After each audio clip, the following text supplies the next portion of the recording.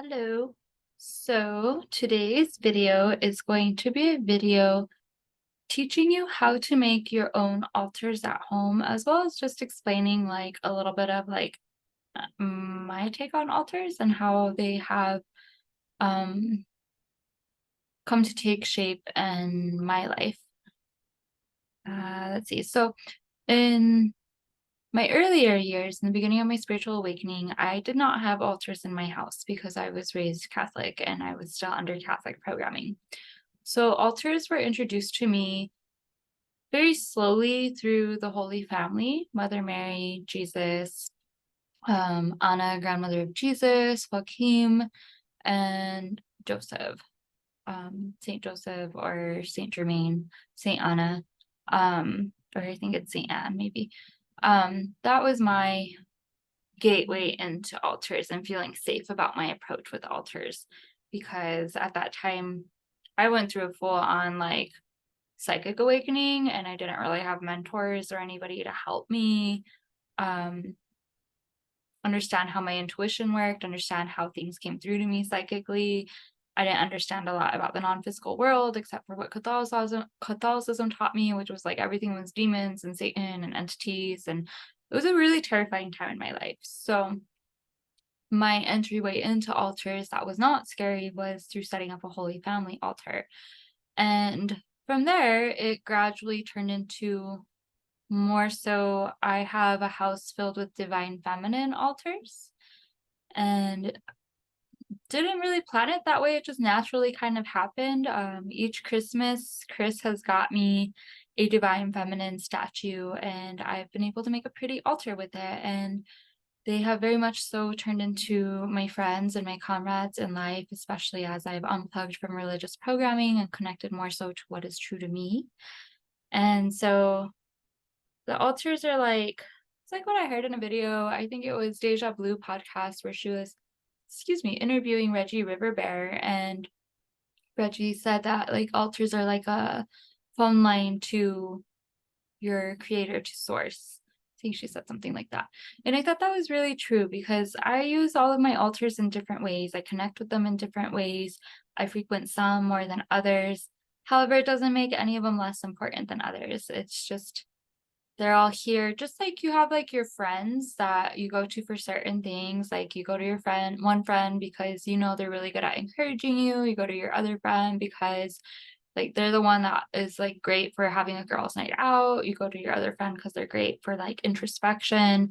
And like you go to your friends for like their strong suits, right? Just like you're the friend that people come to for your strong suits. And so to me, the divine feminine altar is very much so. It's like I go to these feminines seeking guidance and counsel and connection through their strong suits, helping me become more clear in my discernment and in my intuition, and helping me not self-doubt myself and helping me know what is true to me through me. And then I connect with them however I decide, which it could be lighting a candle, it could be through prayer, it could be through like a traditional prayer that's memorized, or it could be through a free verse prayer, which is just like merely talking or it could be through like mantras, or it could be through smudging, it could be leaving a water offering, and just after that trusting that friend will come through and support me in that way. And the second altar that was introduced to me safely through my little narrow view at that time was the Buddha altar. So Buddha and Ganesh are the two masculine altars in our house. Those are Chris's altars. I do frequent the Buddha altar though, not so much the Ganesh one, that's more him. But Buddha was my second safety because I minored in world religions and Buddha felt very safe to me. Although I did prefer like Hinduism and the tales of like Krishna and stuff like that. However, the Buddha altar and our Holy Family altar are like our biggest altars in the house, and they get utilized the most. And I have smaller ones throughout the house, and then I also have a big one outside that is my Mother Earth altar. I would say nowadays, Mother Earth is probably the one I frequent the most. She only got constructed in the last year, but it's definitely one that like I love to sit with. Like I have like a really nice cozy egg chair outside right next to the altar.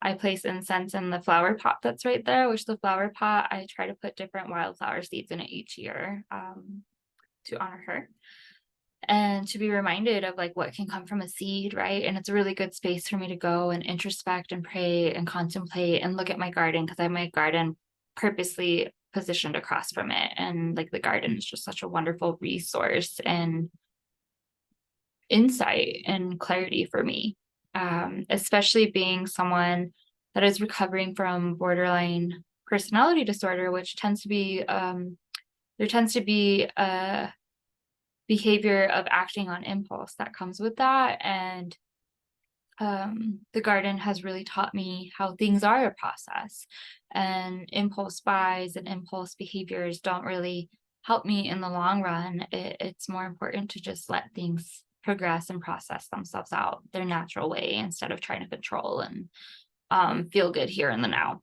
So my garden has been a very powerful ally in helping me heal that, and having it positioned across from the Mother Earth altar has been highly useful for me as well. I love making altars so much that I'm actually contemplating making that as a service available on my website. I'm not quite sure how to price it though, because I realize altars can be really, really big or really, really small. And I realize everybody has like different price ranges. So I haven't quite figured out how to put that on my website yet. Because all of these would be kind of like custom made based off of what a person's seeking in their altar, right?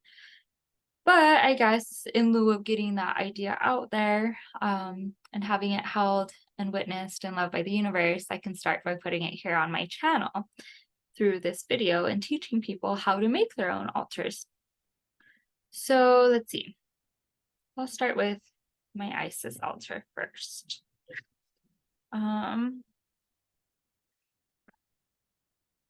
This is my figurine from my Isis altar. She's beautiful. So beautiful. I have her up high on a shelf because she has wings, and I see her as like looking down over the living room and protecting our home from unseen energies in the ethers that might try to come in from above. She has like that bird's eye view with the wings and stuff. And then what I have with her is I have a piece of celestite, and I forget the name of this shape. I don't know if you can see it. And I believe it's clear quartz or smoky quartz. And then a seashell from our honeymoon. So it's like held in love, right? And then I have this lovely little cactus. So you, like it's like there's Isis, cactus. No, could I do it? I might be able to do it. Let me kind of show you the setup. And then I have this cute little like Hamsa candle holder. So like, let's see if I can kind of show you. Oh no. So I have the candle holder here. I have a cactus here. And then I have Isis on the end, and I have the crystals at her feet. And then what I do is I light the candle when I'm doing like space clearing. I light all of the altars in my house when I'm doing space clearing in the house, because that's like me calling in my divine allies to help me space clear and clear those spaces that I can't quite see and that I know they can see, and that they're working for my highest good to clean out for me. So I tend to, especially if it's a really deep clean, because I haven't done one in a while, I tend to light all of the candles in our house, like the altar candles, which we have quite a few. And there's pretty much an altar in every room except for, I think, the kitchen. So yeah, so the basics of an altar is you want who the altar is for, something solid, something tangible. So in this case, Isis. And then you want the elements present, because we have the elements like within us and around us at all times, right?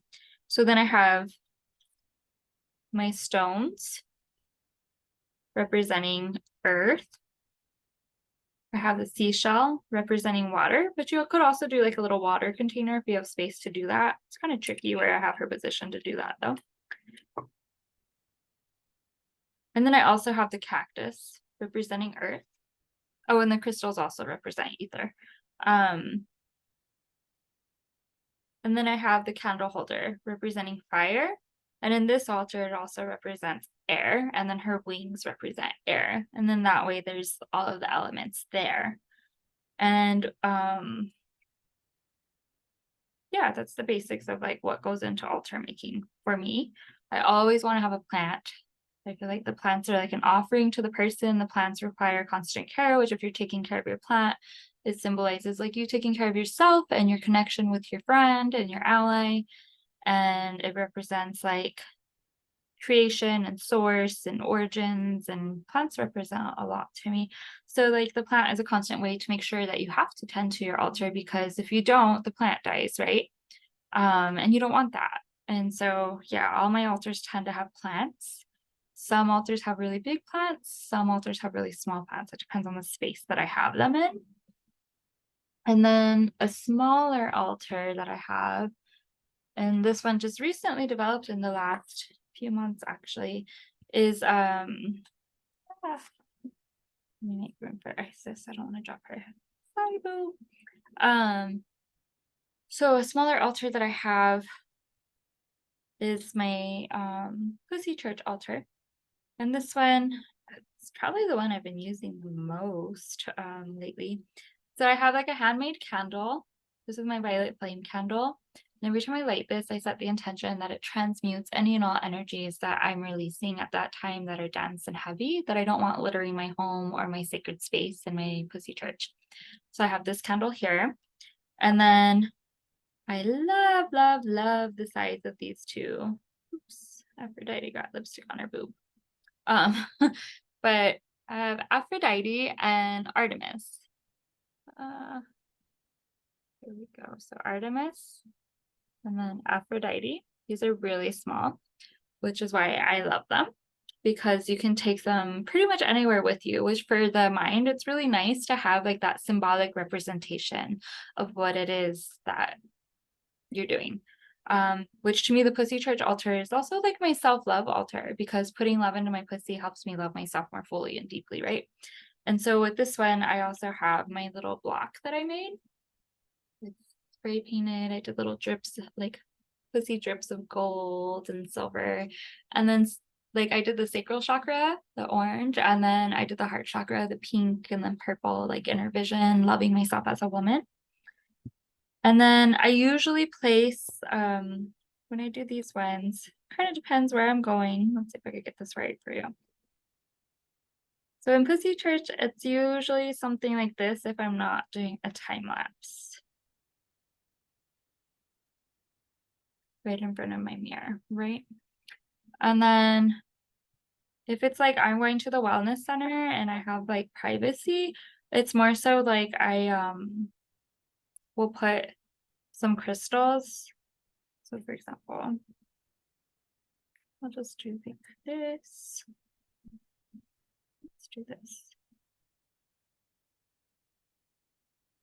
To kind of create like a grid. No, that one doesn't want to go there. Okay. So then I'll usually go with some crystals and have that set up, because then it reminds me like, oh, like if I'm at Lumens doing a salt tank or something, or if I'm, I don't know, doing the sauna and I have privacy, then I have like this little altar reminding me that this is time meant to pour love into myself. And it's reminding me that, hey girl, you are pouring love into yourself. Because sometimes like if you're a recovering perfectionist like I am, you feel like you have to make a ceremony and a ritual out of everything.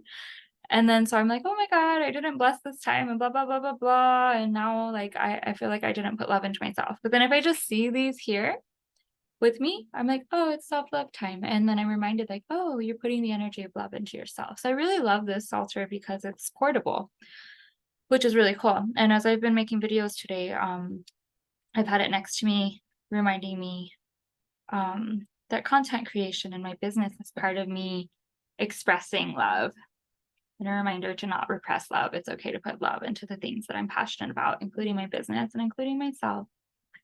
So there's that. And this one does not have a plant. It's my only altar in the house that does not have a plant. My Kuan Yin altar has a statue that's like the same size as Isis. And she's also up high. And she has a orchid and like this really pretty like little, I don't know, like grassy looking thing. And then she has an organite pyramid of amethyst, a sound bowl, and a little perfume bottle that I put water in. And she has an incense holder. And that way all the elements are covered in hers. And then and then we have the dragon altar and Buddha, the Holy Family, Mother Earth, and the mermaid altar. And then I have a bird medicine altar too. The bird one and the mermaid one also does not have a plant. However, they're in rooms surrounded by plants, and they're in a space that has less space. But there's definitely stuff there to represent what they are, and they are part of my life. So like I frequent them in my mind pretty often if I'm not frequenting the altar. And the altars don't mean like that I worship these people. And even if I did, so what? Really it's like in the world that we live in, I've been learning that like what you believe is true. And all that really matters is that it's true to you. And so whatever you do with your life is really for you to do with your life. And it's in alignment with your soul's will and the curriculum that your soul set out for you. So it is what it is. So if you are worshiping a bunch of deities, then I mean that's cool. The little Catholic naysayer in my head would be like, oh my God. But then it's funny because with Catholics, everybody thinks Catholics worship like all the saints, which they don't. They go to the saints the same way as I do with the altars. It's like intercession and friendship and camaraderie, just like helping you on the other side. Maybe that's also been helpful for me in establishing connections with my altars. I just thought about that. And yeah, so I don't worship these. I work with the energies, the archetypes, and I give them thanks when they come through and help me. And I know even if I don't give them offerings of gratitude, I know that they're still my friends and they're still there helping me in the background. It's just nice, kind of like when you have like a real friend. Like it's nice when your friend is randomly like, oh, lunch is my treat, or oh, let's or oh, here's like a little candle because I was thinking of you. Like it's nice to receive little things from your friends, right? It makes you feel kind of lifted. And it's nice to give things to your friends too. You're like, oh, here's this like crafty thing I made that I thought you would enjoy because it's the holidays and I'm making gifts, or oh, I was making bath bombs and I had this left over and I thought it'd be nice to give to you and lift your spirit, you know? Like that's my take on like my relationships with the altars, and each of them, being that they're from different places in the world, they bring different elements to them and they help me connect to the divine mother, divine father, God, goddess, creator, creatrix of all that is through different ways. And I'm really appreciative of that because the more that I'm able to connect with my source in different ways, the more easily I am able to love myself and love the expression of source that I am more fully and completely.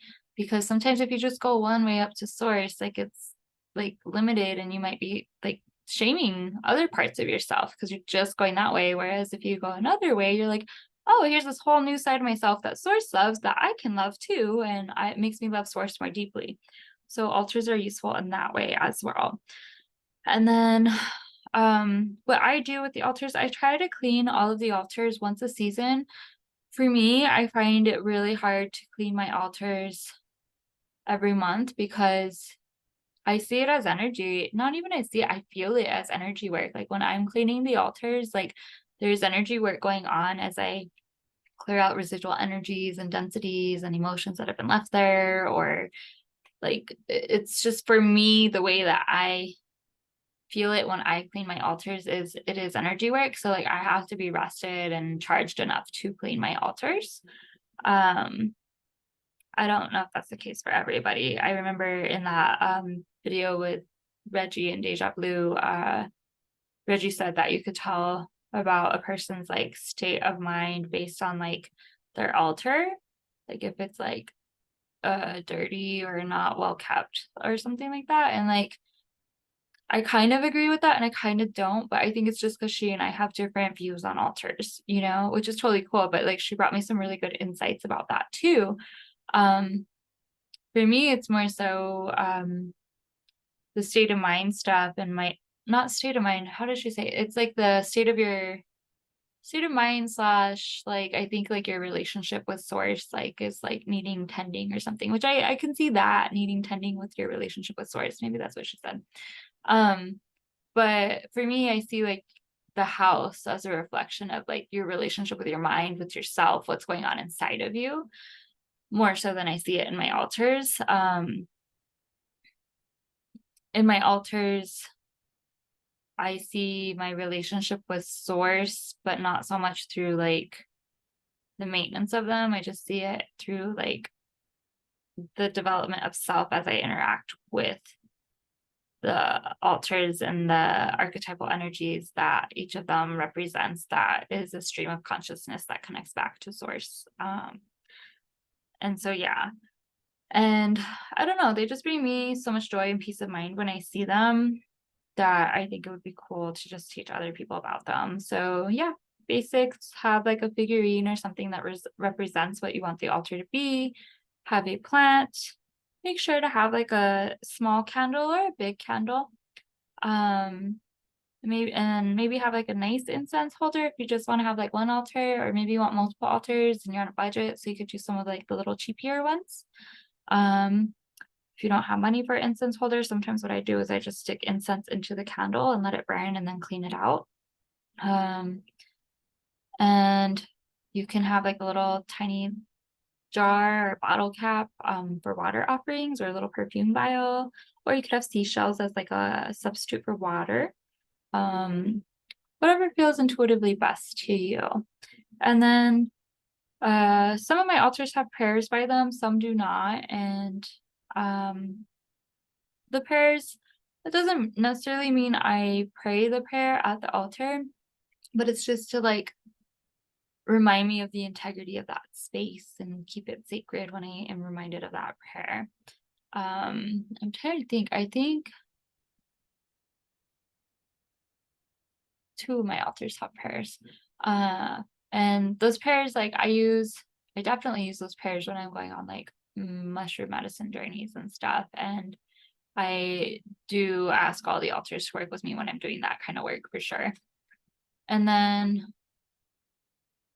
I think I saw something, an article recently that said like when you're doing your offerings, because I was just learning about Aphrodite, it's not necessarily about the big offerings and the grand offerings. It's more so just about repeatedly showing up and nurturing that connection over time, just like you show up and nurture your connection with yourself over time. And I really like that because I feel like with the plants on the altars, it really helps remind me to nurture my connection with myself and to nurture myself. So yeah. And other things you can have at your altar, like on the Holy Family one, I usually have this incense holder. Right now it has sage and Palo Santo, and my other one has dragon's blood, eucalyptus, and mugwort. And I'll do like just a quick smudge offering to the altar of gratitude for something.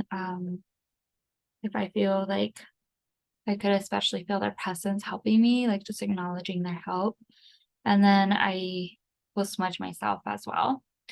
And yeah, this is my Holy Family altar. So I have two of these. So it's kind of like angel wings represented on it.